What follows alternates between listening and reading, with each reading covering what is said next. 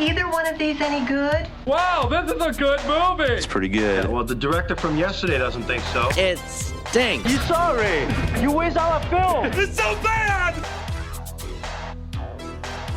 Heading into St. Patrick's Day weekend, so we've got our beers in hand and we're ready to fight. Not really.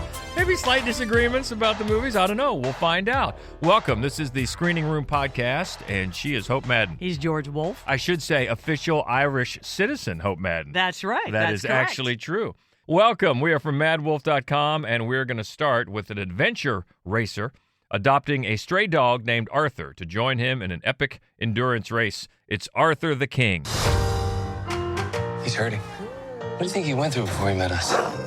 Whatever it wasn't good. How the hell did he get all the way from here to there while we were on bikes and zip lines and running and climbing? He must have wings we don't know about. Oh boy! Team Broad Rail has traveled over 200 miles and they found a companion. Daddy has a dog? What have you done? How's he doing? He's been through so much.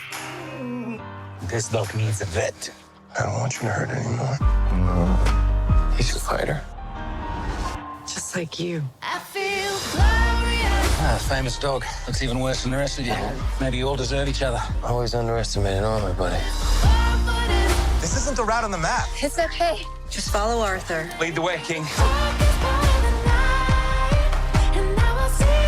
I've never seen anything like this. Everybody knows about it. Guess what? I'm not a dog person.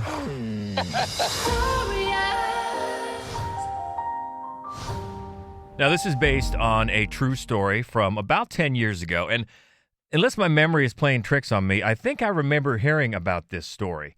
And it's crazy. This dog just sort of came along on this endurance race, and the man that ended up adopting the dog, Michael Lindnord, wrote a book about it, and it became quite famous. And so now you've got the movie version, and Mark Wahlberg stars as Lindnord. And yeah, he's one of these. He's an adventure racer, and it's extreme. I mean, they're in other countries, and it's days long, and they get teams together, and they do a combination of trekking through the jungle, climbing, hiking, swimming, biking. I mean, this is some serious, serious business, and they have to get thousands of dollars in sponsorships and the whole deal. It's a big, big deal.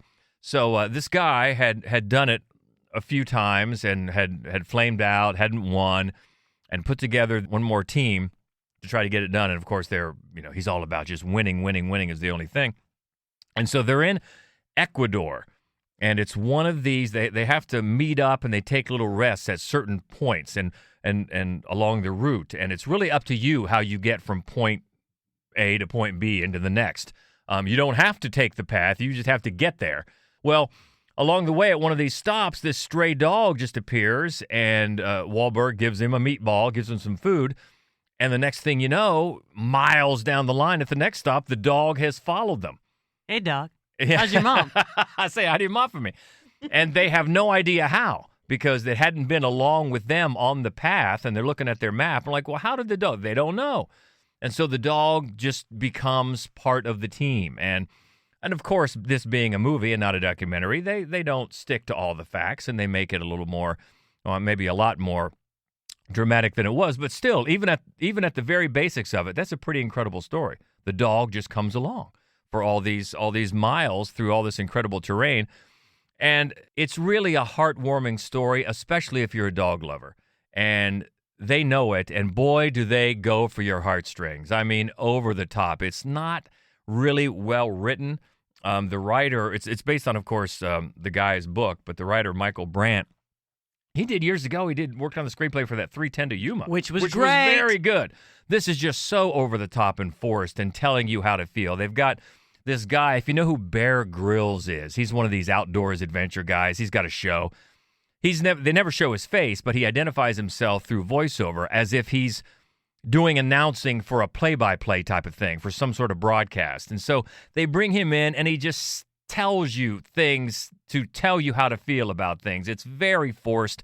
There's a lot of exposition over the top, not leaving it up to you to decide how to feel about things. And so it really pushes the the manipulation meter and the dramatic tear-inducing meter. But it's, it gets you, especially if you like dogs, and who doesn't really. It is an incredible story at its base. It's just not very well told. It's very TV movie of the week. Even though there are a couple sequences out in the jungle that are pretty well shot and pretty exciting, pretty tense when they're in danger. But and of course at the end you get a nice little update on what happened to them after their lives after this race, and he took the dog back home. So it is sweet. And it's a nice story. It's just not that well told, especially for the big screen. But it's another one of these. I think Wahlberg now, I think he's been pretty open about the fact that he's really all about just family movies now. I wouldn't say this is a role that suits him that well, but it's a really interesting story, especially if you remember it. It's just not really cinematic as it should be for the big screen. But that is in all the theaters now and called Arthur the King. Next up is another based on true event story. Sir Nicholas Nicky Winton, a young London broker who, in the months leading up to World War II, rescued over 600 children from Nazi-occupied Czechoslovakia. It's Anthony Hopkins in One Life. By train to safety in Britain. Why are you doing this, Mr. Winton? Because I may be able to do something about it. I must. Go. Now.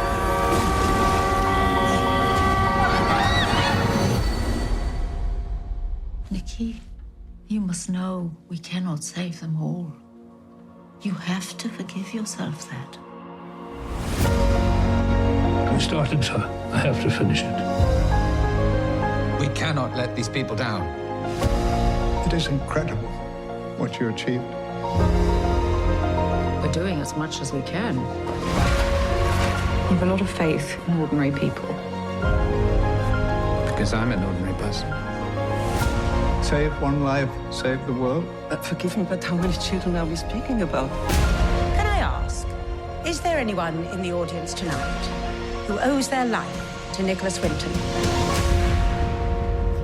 I may not remember when this happened, but I do remember seeing it on, Twitter or something. I remember seeing clips of it, and I also can tell you that I can't make it through the trailer without bawling. Yeah, this is a story about how they call the British Schindler, and from the synopsis you can understand why.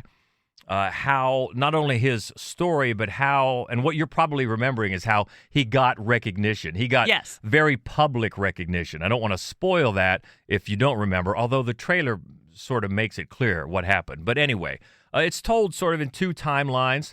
Anthony Hopkins plays, obviously, the older man, and he is cleaning out, he and his wife, played by Lena Olin, they're cleaning out their house to make room for children and grandchildren.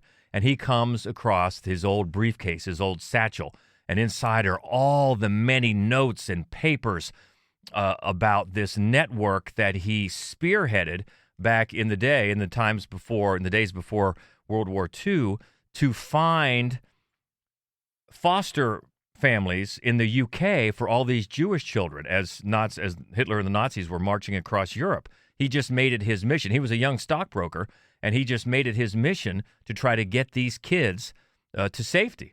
And he really came up with this. Obviously, he got a lot of help, didn't do it all himself, but he spearheaded this network to get these refugees, these children, to safety. And as he comes sort of face to face with these papers and his history, he's, of course, haunted, much like Schindler's List, by the children that he couldn't save. But he starts, in his old age, he starts to wonder, well, maybe some paper or some media might be interested in my story. And, oh, yes, they are.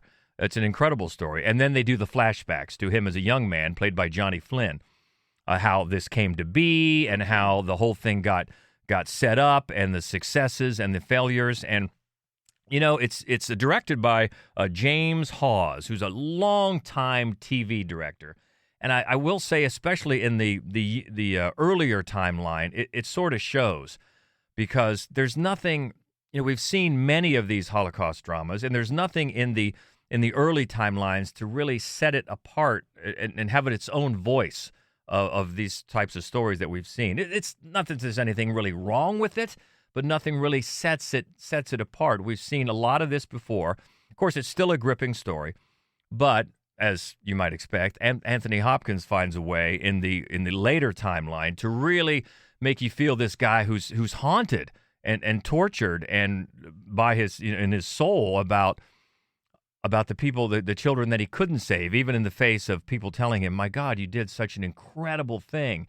And then when he does get his very public recognition, have the tissues handy. I'll tell you what, because even though it has its moments of convention, it gets you in the end. It's another incredible story. Definitely this man who lived to be 106, by the way. 106. And yes, he was knighted.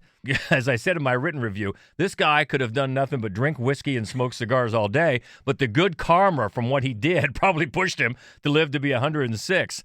But this is based on a book by his daughter about his work, and it's certainly worth knowing. My Lord, he certainly is a man that deserves this type of recognition, and the way he got it, if you aren't familiar, is very, very heart-touching. And it also reminds you a bit of the end of Schindler's List. So there's a lot to parallel with that story, of course, but it's worth seeing. It is conventional, especially with the early timeline, but the performances are good, and it's an incredible story. And, of course, it has parallels to today with refugees. We're seeing a lot of films, understandably, about refugees these days, and the good that can come from one person who just cares so much that he puts it into action.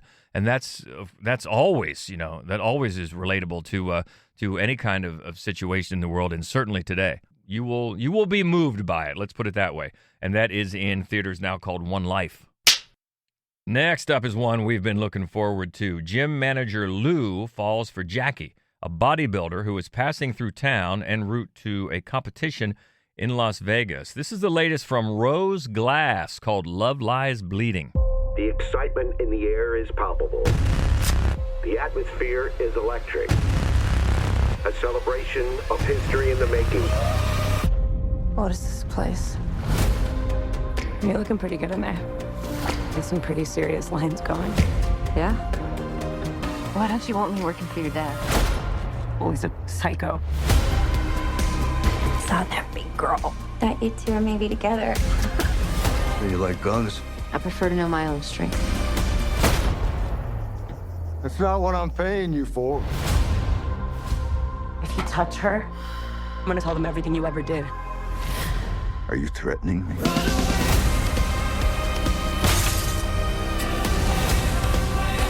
We gotta get out of here. Let's just keep driving. I fucking love you, you idiot. I love you too. You'll regret this. Oh, yeah? Oh, fuck. If you don't know Rose Glass, she did a horror movie that we loved a few years ago called Saint Maud.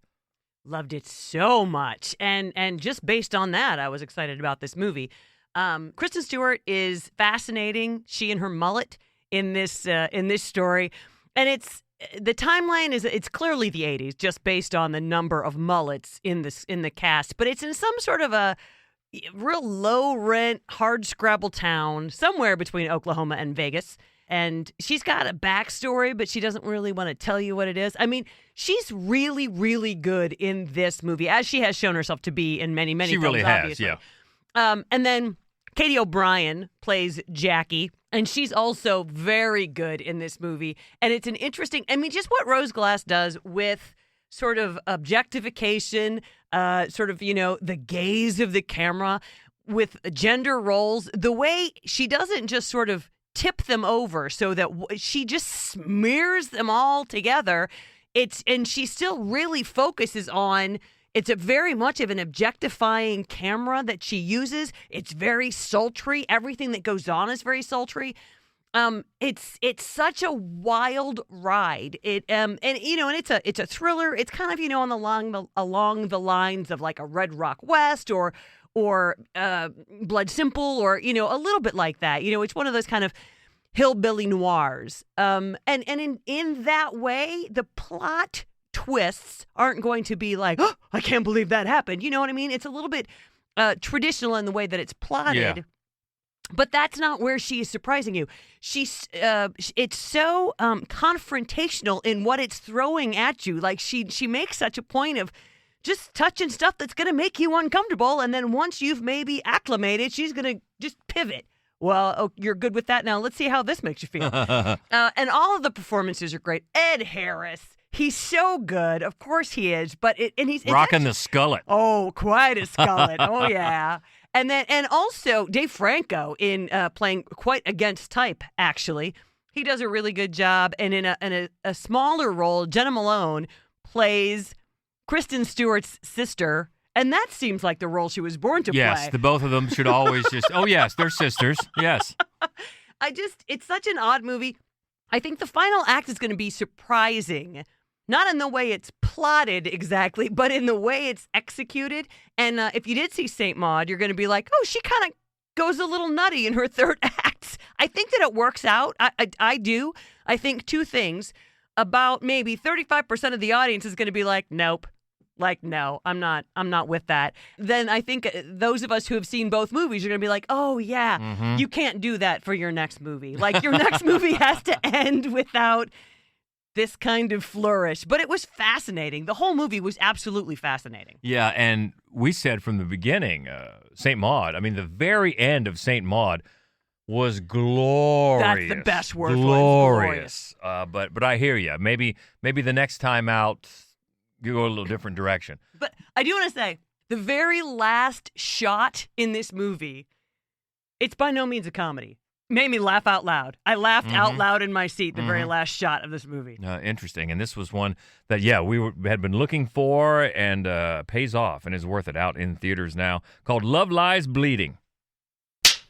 All right, let's lighten it up with a comedy next. Nebraska, 1991. Two best friends get the chance to run the swimming pool snack shack that later comes to be the perfect scenario for transgression, fun, personal discovery, and romance. It's called Snack Shack. You bid $2,000 on the snack shack at the swimming pool. Actually, we bid $3,000. There's been a pattern with you two. An escalation. A very dangerous escalation. It's open season, Lim Dix. You never know when, you never know where. That's piss, ain't it? You're unbelievable. This is fucking epic, dude. Just want to have fun this summer. Feel me? Want a little advice, homie? Make a move. Any move.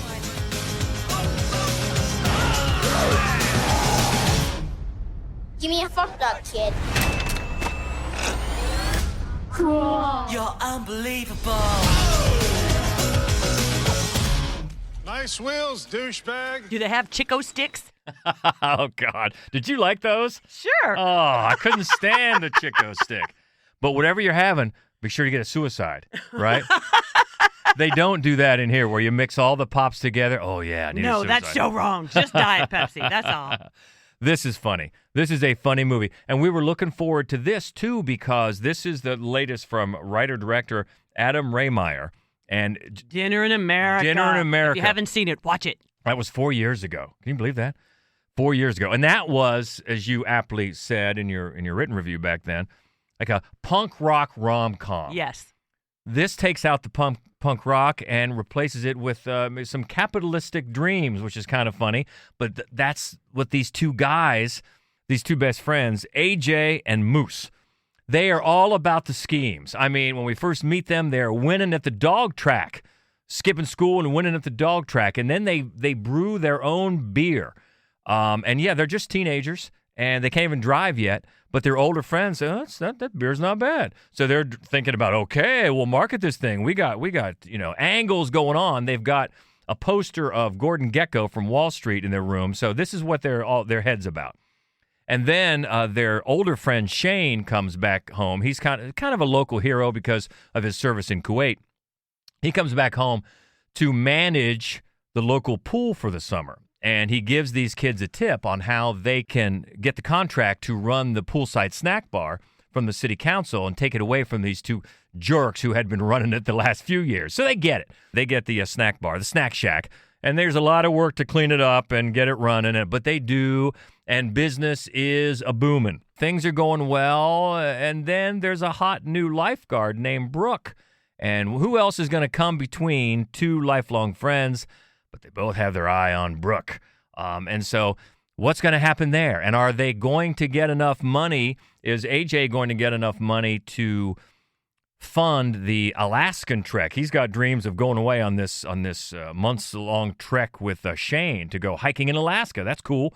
And maybe impress his parents because they are not too impressed with him at all. And they're priceless, by the way. They're played by, you'll know their faces, David Costabile and Gillian Vigman. You've seen them in a bunch of movies. They're really funny, the way they act with him and some of their home traditions of how they discipline. But anyway, so it becomes just a little microcosm of funny, foul-mouthed hilarity. I mean, this is R-rated.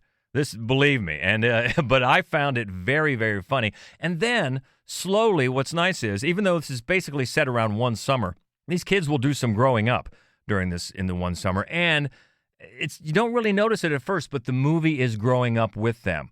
Suddenly it's not so funny. It's not so silly. It starts to take on some bigger issues about friendship and love and sex and death and some hard lessons about growing up. And it just captures that feeling that other movies have done, that zest for life, just as you're getting ready to leave one phase of life behind and move on to the next one. Maybe you'll move on together, maybe you won't.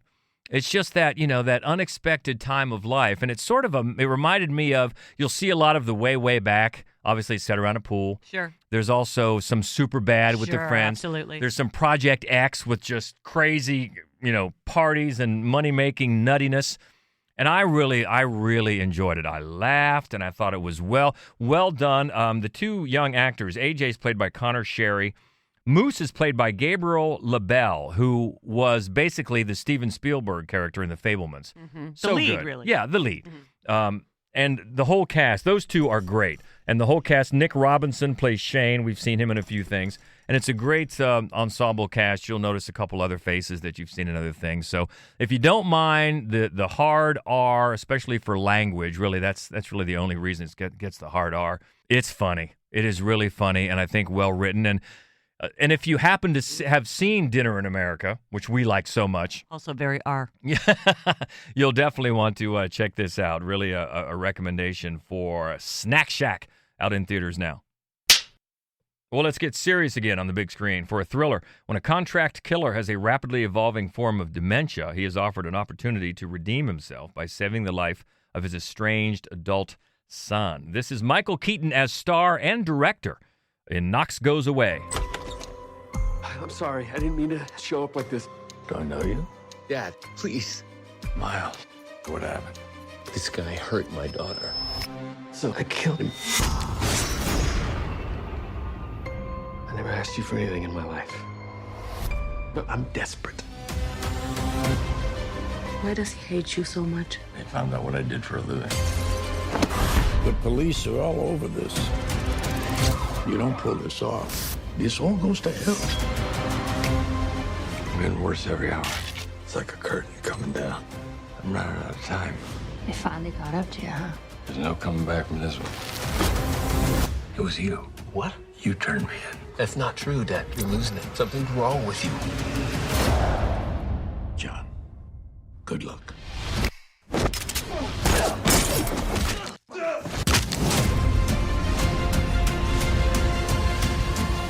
From what I could see, Michael Keaton had only directed one other feature film. So this is obviously number 2.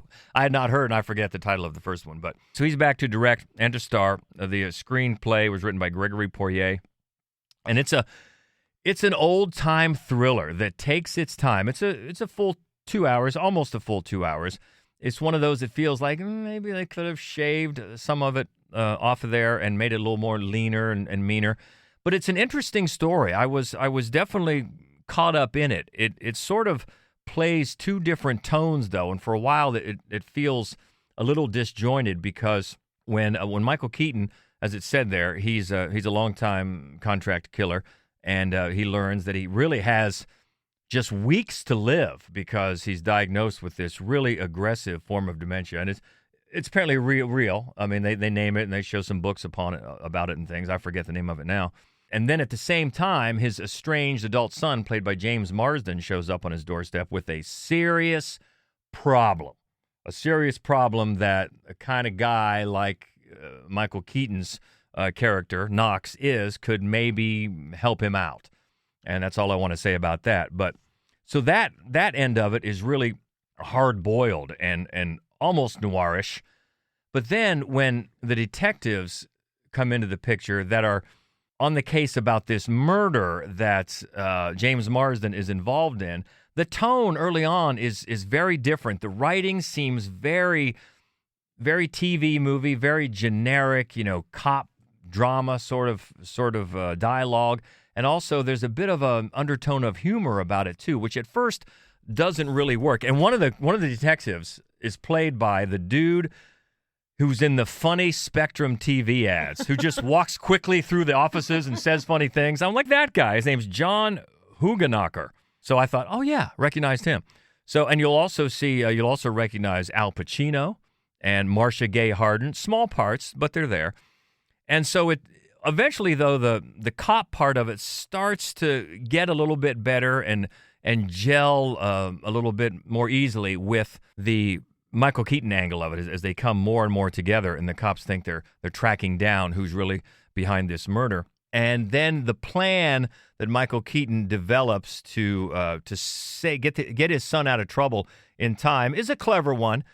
What I think doesn't work is the dementia itself. I mean, it's going to remind you, the way he writes things down, it's going to remind you, of course, of Memento. When memory is involved, it's hard to avoid those types of comparisons. But I think for the sake of the storytelling, the rate at which the dementia is progressing gets a little convenient. It seems like, because they break the movie up into week 1, week 2, week 3, it seems like maybe it should have gotten a little bit more farther along, but that would have hurt the story and his thinking and putting things together. So that kind of hurts a little bit. But overall, I found it pretty absorbing. Could have been shorter. That probably would have helped.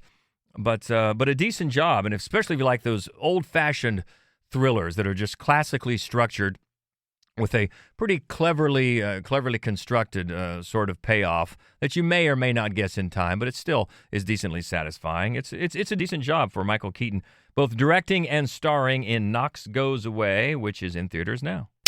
And we'll stay in theaters for a comedy thriller. A teacher takes a job at an elite school and forms a strong bond with 5 students, a relationship that eventually takes a dangerous turn. This is called Club Zero. Elsa, please, can you just eat something for a change? I'm eating consciously. I find it so important to teach our kids how to reduce their consumerism.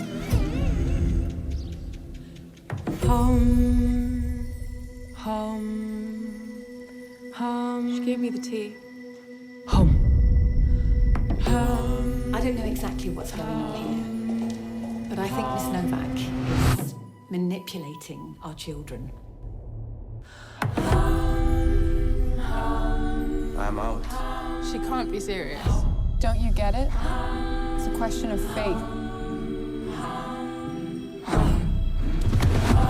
I have to rely on you. Take good care of our child. I hereby declare you members of Club Zero. This is from director Jessica Hausner, and it is an absurdist satire that takes aim at, among other things, actually, sort of the wellness culture, your Gwyneth Paltrow's and your whatnots. That's really what it is. It's she's hired Mia Wasikowska, who is so good, wickedly funny, and very deadpan in this film. She's hired to teach a nutrition class at this very upscale boarding school. And one of the things you notice that really first grabs you is just the aesthetic of the film. It's all these hideous colors, these hideous sort of yellows and browns and beiges. It's like every color of vomit.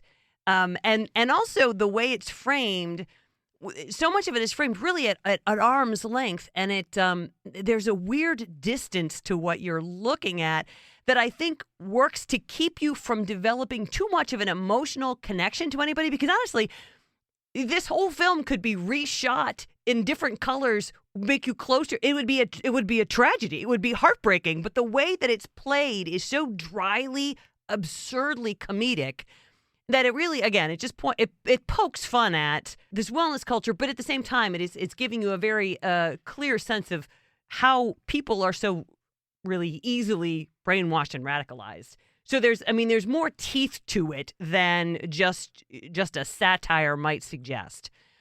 It's limited in theaters right now. It's not the kind of comedy you're going to laugh out loud at, and it gets mean. It's throwing its daggers in a lot of different directions. Like, not very much is kind of left unscathed in this one, but I enjoyed it. And Jessica Hausner, she co-wrote it as well. And that one is in select theaters right now, hopefully getting a wider release in the coming weeks, and it's called Club Zero. This next one is in select theaters and also on VOD. An adventure between a father and his son in a world where some humans have started mutating into other animal species. It's called The Animal Kingdom. Si on t'attrape, c'est terminé. Tu seras tout seul. Tu comprends ça?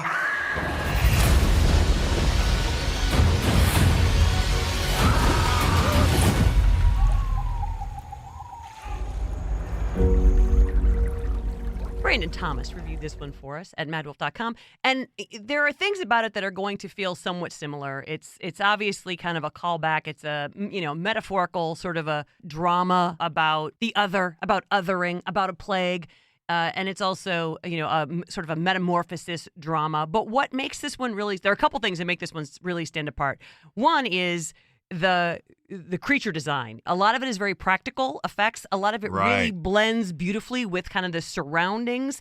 It's very different. They look very different. They're unique and sort of weirdly beautiful. And then the other thing is mainly that the film is very, very invested in the performances, in the relationship between the father and the son. And that's really what makes everything work about the movie. Yeah, and as you mentioned, any type of story like this is going to be understandably metaphorical. We've seen it in a lot of different, even the X-Men series. Sure, yeah, at its core. But if you see in a movie like this where they're walking by a building and there's graffiti on the side of a building, no more critters, no critters allowed. Well, that's going to have a lot of parallels to current life and things we're seeing today in The Other, and you bring that up well. So, but even though we've seen these types of metaphors before, as long as it's well done, it can be welcome. Yeah, and again, I think that the lead performances, a boy and his father, again, that seems very often trod territory as well, but the performances are really, really good, and the investment in character really pays off. Yeah, and all you have to do is watch the trailer, and you can tell the creature design, it looks very good. It does. Very interesting, and it's the director and co-writer is Thomas Calley, and you can check out Brandon Thomas's full review at mattwolf.com, but it is in select theaters and on VOD right now called The Animal Kingdom. And one more, a documentary on VOD, a raw and magical journey into the life of iconic artist Frida Kahlo. Told through her own words from diaries, letters, essays, and interviews, vividly brought to life with lyrical animation inspired by her unforgettable artwork. It's called Frida. Muchas vidas no serían suficientes para pintar todo lo que yo quisiera. And yes, there was that one about 20 years ago starring Salma Hayek called Frida. This is not that. This is a new one, a documentary. But it's a nice counterpoint. You could watch them back to back. Rachel Willis reviewed this one for us at madwolf.com. It's on Prime right now. If you have any interest in Frida Kahlo, you should absolutely watch it, because one of the things that makes this so great is that it's so much of it is her voice. It's what she wrote down in her journals. It's illustrations that she scribbled in her journal. So it's artwork that you haven't gotten to see before. And then the art that you probably have gotten to see, they sometimes very cleverly bring that to life with some animation. There's also some raw footage, photos. There's so much source material in this one and very little just sort of extraneous whatnot that it really does bring together a very intimate, from her own perspective, well, appropriately enough, a self-portrait. Yeah, and usually art and artists, that's usually something that I'm more well-versed in than you are. But you're certainly familiar with Frida Kahlo, as most people are. And it's one that, even if you're not that familiar, I think the way it's put together so visually and so intimately with her own words can be very compelling. And it's put together by some of the same filmmakers that did RBG, the documentary, did Lucy and Desi, which I thought was very good. So definitely worth checking out. And that is on Prime and, as we said, in select theaters now. called Frida, and you can check out Rachel Willis's full review at madwolf.com. Well, the lobby is closed this week. Daniel Baldwin couldn't make it. He'll join us next week. We look forward to that for some studio news. But before we look ahead to next week, we want to say hi to Celinda. One of our dearest, dearest friends who we know listens to the podcast every week. So we want to say we love you, Celinda. Thank you for listening. And we look ahead to next week. It's going to be a big one. Little thing called Ghostbusters Frozen Empire is next week. Also, Problemista with Tilda Swinton. Looking forward to that. Yeah, that should be fun. Late Night with the Devil is out. And another horror one called Immaculate. And Shudder has one next week called You'll Never Find Me. Also, Riddle of Fire. And Coming to You is out next week as well. Remember last time, the first of this new Ghostbusters, we got McKenna Grace on the podcast, which was awesome. She couldn't be more charming. She was still. She's the dearest one girl. of my favorite interviews ever. She was fantastic. So who knows? Maybe she'll grace us again. We'll see. But we'll see the movie first, and that is next week. But that's next week. What about this week? There's a lot of different sort of things to check out this week and to talk about. So if you want to do that, Arthur the King or One Life, Love Lies Bleeding, The Snack Shack, get some Chico sticks or whatever your snack is, or a certain kind of hot dog that they serve. I'm not going to spoil it because it's very funny. We love to keep the conversation going. You can find us on Twitter easily. We're at MaddWolf, MaddWolf. Also on Facebook, Instagram, and Threads at MaddWolf Columbus. And the main website, where you can find all the written reviews and our other horror movie only podcast called Fright Club. That's all there for you at maddwolf.com. So a lot of ways to keep in touch. We hope you will. Until next time, she is Hope Madden. He's George Wolf. And this is the Screening Room Podcast. Happy St. Patrick's Day. I do wish we could chat longer, but I'm having an old friend for dinner. Bye. Okay, everybody, that's a wrap.